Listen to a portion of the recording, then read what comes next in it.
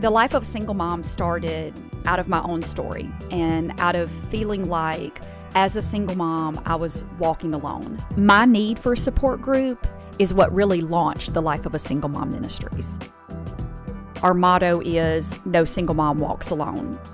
We believe that if a single mom has a place that she can walk in and she is surrounded by other single moms who understand her journey, it's going to change her life.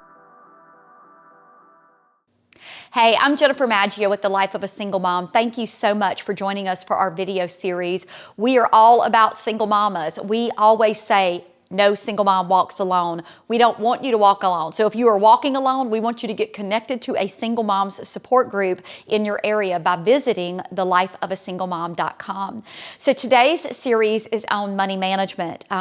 3 core areas that the Life of a Single Mom Ministry serves single mothers in are parenting, finances, and health and wellness. And so today is all about money. Why money management is important and ways that you can effectively manage your money. And so I'm going to just jump right into today's topic to give you a little bit of background on why I'm so passionate about this issue. I know what it is to live on the projects on food stamps and welfare and have nothing. I know what it is to be worried about whether or not you can feed yourself or your children and not both. I know what it is to literally bust open the piggy bank and get money out of the piggy bank to put gas into the car to get to work. So I know what it is to be broke. And I also know what it is to begin to steward your money well and to financially begin to recover from what seems like an impossible setback. And there are single moms that are listening to me right now and you have gone through what seems to be an impossible setback. Maybe you've gone through a divorce very unexpectedly and financially you are in a mess right now. Or maybe you expected a relationship to work out, it didn't work out, and there were 2 incomes, and now you've gone down to 1 income. Whatever the case, I want to talk to you about why money management is important. And so the first thing is that Jesus paid that you may be free. And he didn't pay just for your salvation. If he would have just paid for your salvation, that would have been enough. It would have been enough to rejoice for the rest of our human lives. But the word says that he came that we may have an abundant life. And an abundant life is about not being bound in any area. And the truth is that money oftentimes binds us. And it really doesn't matter where you fit on the socioeconomic ladder. It binds us. Rich folks can get bound by money. Poor folks can get bound by money. Everybody in between can. And so having an effective money management plan is about you beginning to experience freedom through Jesus Christ in its fullness. The other thing about money management that is so important is that you want to leave a legacy to your grandchildren. The Word of God says that you leave a legacy, wise people leave a legacy not to their children, but to their grandchildren. That's amazing to me that the word could have said just to your children, but it actually says to your grandchildren. Why? Because you have stewarded your money so well that you're planning for future generations.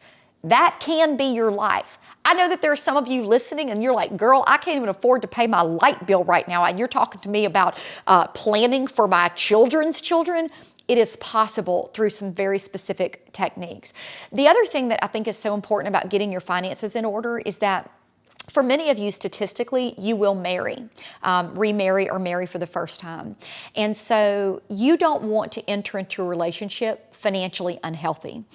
You do not want to enter into a relationship with someone that you know may or may not be the guy for you, but you are so financially destitute that you are desperate for someone to help you with your finances, to help you pay the bills, that you jump into something with 2 feet that you know is not God. And so having an effective money management plan is also about protecting you and your children for your future. Okay, so those are just a few of many, many, many reasons why having an effective money management plan is really, really important. But I want to talk to you now about some practical things, some ways that you can get your money in order. And they're super simple things, but I want to talk to you about saving. So what are some things you can do to begin to save? Now, I know that there are some of you out there right now who you're like, okay, I can't pay my house note, my car note, my rent. I can't pay to fix my refrigerator right now, and you're talking about saving. I get it, but I want to talk with you about how to begin to save. How do you save some money? So things like looking at your debt load and seeing if you can negotiate rates. One of the things that a lot of people don't know is that, let's say you have a lot of credit card debt, which unfortunately is very, very difficult to get out of. You may have signed an interest rate at 30% or 32% or 29%. Sometimes simply calling the creditor and asking them for a lower rate because you're having difficulty paying the bill or because you're going to transfer the balance to one of their competitors is all that it takes. You have not because you ask not. And so the same can be true with loan companies. Sometimes they can renegotiate a rate with you, maybe re-sign paperwork to refinance that loan out at a lower interest rate. In addition to that, you can save money by driving slower. Now, yes, I did just say that. You can save money by driving slower. I had no idea. This was a little kept secret. Actually, you burn less gas in your car if you drive slower. And so for yours truly, who's usually about 10 miles over the speed limit, it's so important for me to recognize, hey, if I'm trying to put a few dollars back, I just need to drive slower. Skipping the coffee chains and making your coffee at home, bringing your lunch. There are tons of ways. Unplugging all of your appliances at home, even when they're not in use, are ways to save money. There's an article on our website at thelifeofasinglemom.com, and it's called 25 Ways to Save Money as a Single Mom. You definitely want to check that out. Okay, so we talked about savings, but there are other things that you can do too. We talked about a few practical things. You need to begin to evaluate getting lower interest rates on your house note. We are even still now, with the uncertainty of the economy, our interest rates on homes are at the lowest that they have been in decades. And some of you are homeowners out there and you have been paying an interest rate that you signed 10 years ago. You need to begin to look at whether or not you may qualify for a lower interest rate, which will in turn, of course, save you on a monthly basis. Another quick way that you can save money. In addition to saving money, I want to talk with you about establishing a budget. Lots and lots and lots of people that I've talked to, even when I was in the mortgage industry many, many years ago, didn't have a working budget. They had no idea what was coming out of their house. They knew their financial situation was bad. They didn't know how bad, or they thought it was worse than it actually was because they had not educated themselves on a working budget.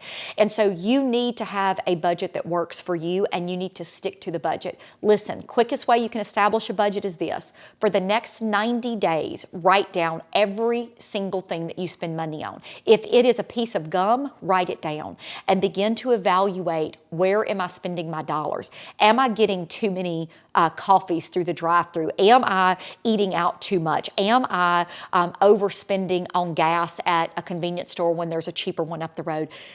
Begin to dig into it. Commit to the process. You want to get healthy, you lose weight, and you evaluate what you're eating. You want to get healthy financially, you need to begin to evaluate your finances and know what's going on with them. Another thing I'm going to tell you about your finances, which is not going to be popular, is getting a second job.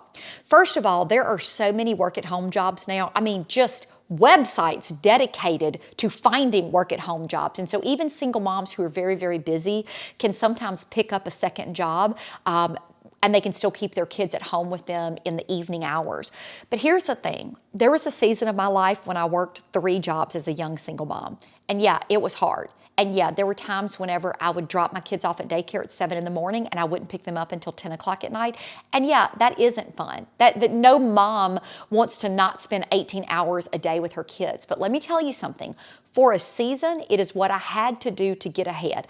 I would have never been able to dig myself out of a hole had I not made a commitment to do that. And so even side businesses where you can open up your own business selling makeup or selling candles or selling jewelry or something like that can earn you a residual income, but also getting a more formal second job may be a consideration that some of you need to make. And so those are just a couple of many, many tips that are necessary for you to begin to get your finances in order. Listen to me, single mamas. You can get your finances in order. You can. I did it. I sit as a living testimony to you that even when it's hard and it's an uphill battle, you can do it. You do not need a man to get your finances in order. There's nothing wrong with having a godly husband one day, but you can do it on your own with some commitment and some dedication. So know that. Be blessed today. Thank you for taking the time to watch this video, and thank you for being part of the Life of a Single Mom family.